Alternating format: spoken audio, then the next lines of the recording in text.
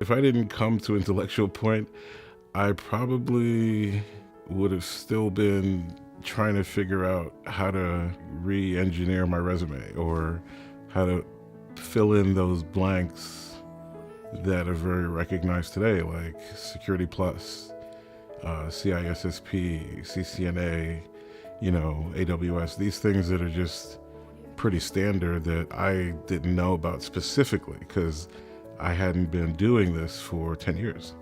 And even though I was in the engineering capacity, but not in this, kind of aspect.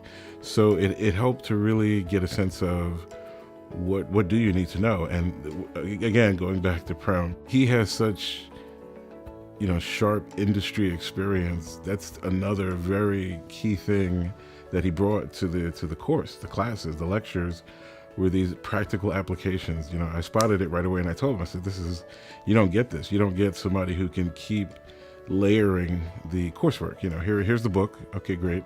But who is the leading people in this space?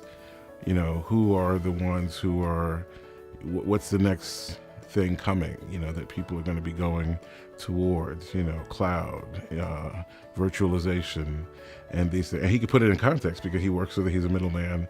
So you get this breadth of experience. And I thought that was a huge benefit.